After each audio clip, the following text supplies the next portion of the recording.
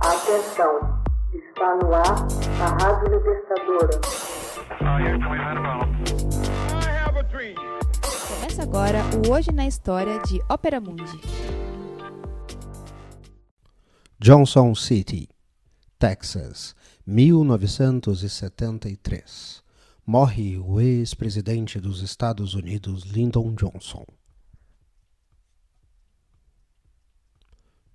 O ex-presidente dos Estados Unidos, Lyndon Johnson, morre de ataque cardíaco fulminante em 22 de janeiro de 1973, em Johnson City, Texas, aos 64 anos de idade. Johnson, um hábil político, era vice-presidente e sucedeu a John Kennedy, assassinado em Dallas em condições dramáticas, tendo prestado juramento a bordo do avião que o conduzia a Washington. Com efeito, radicalizou alguns dos projetos sociais propostos por Kennedy, em especial o Great Society, que garantiu direitos sociais aos estadunidenses pobres. Johnson nasceu em 1908, na região central do Texas. Sentiu as dificuldades da pobreza rural enquanto crescia, trabalhando para custear seus estudos na Southwest Texas State Teachers College. Em 1937, chegou à Câmara dos Representantes com uma plataforma baseada no New Deal de Roosevelt. Durante a Segunda Guerra Mundial, serviu na Marinha no Pacífico Sul. Após 6 mandatos na Câmara, Johnson foi eleito para o Senado.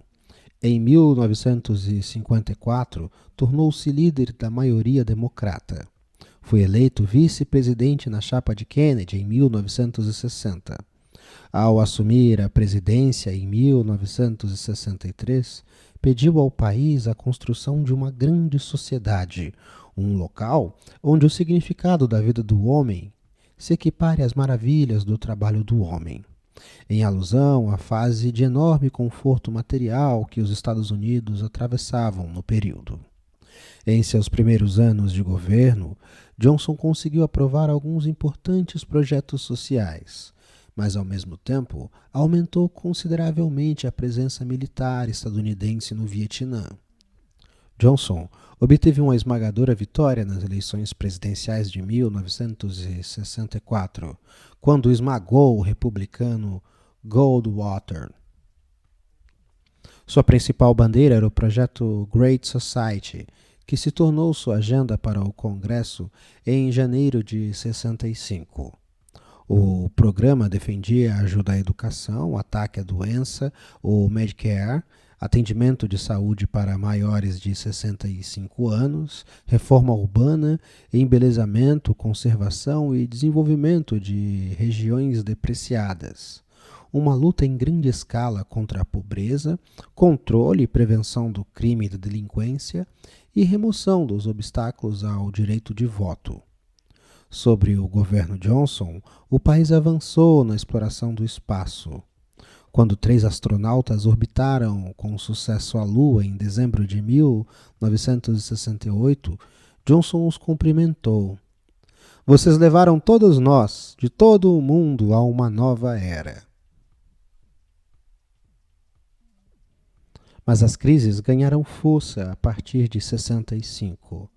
Revoltas nas comunidades negras que se rebelavam contra a discriminação racial e a guerra no Vietnã.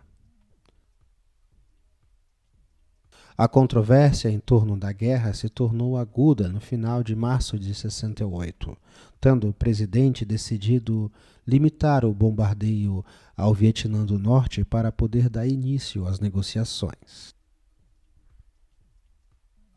Ao mesmo tempo, surpreendeu o mundo ao rejeitar candidatar-se à reeleição. Segundo ele, para poder se dedicar integralmente, sem estar envolvido em campanha eleitoral, em sua busca pela paz. Não sobreviveu para vê-la concluída. Após deixar a Casa Branca em 68, Johnson retornou a seu estado natal, Texas, com sua esposa, Lady Bird, e mergulhou na sua atividade preferida, ser rancheiro. Embora politicamente aposentado, manteve uma agenda diária intensa que lembrava seus dias de Casa Branca. Sua biógrafa, Doris Kearns, observou que cumpria seus deveres de rancheiro com a mesma intensidade que mostrava no gabinete oval. Reunia seus empregados para dizer-lhes, por exemplo, que tinham a chance de produzir o melhor bife vacum do país se trabalhassem para essa finalidade, e que se tratassem as galinhas com um cuidado amoroso, elas poriam os melhores ovos do país. Para sua biógrafa, a obsessão de Johnson com a possibilidade de suas galinhas não produzirem tantos ovos quanto ele esperava permitia entender sua frustração ao tentar ganhar uma aparente e invencível guerra contra o Vietnã. Para além do cansaço cotidiano, Johnson se sentia, em suas próprias palavras, destroçado. Para um homem que desejou forjar um legado histórico como o criador da grande sociedade nos Estados Unidos, o desapontamento residia no fato de que sua responsabilidade na escalada da guerra do Vietnã suplantou as conquistas sociais que incluíam, além do Great Society, reformas sociais e econômicas bem-sucedidas, como a Lei dos Direitos Eleitorais e a Lei dos Direitos Civis.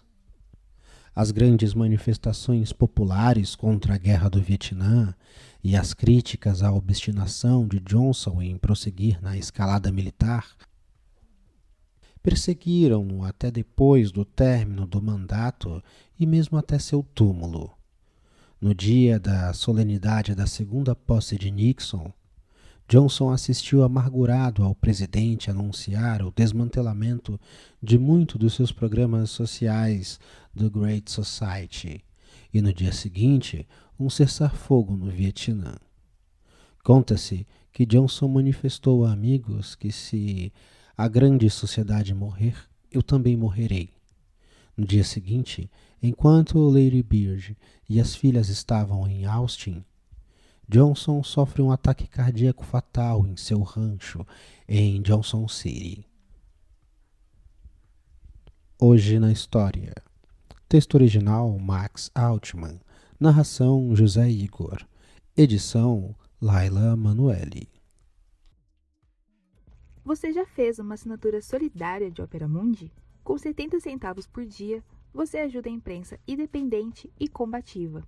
Acesse www.operamundi.com.br/apoio.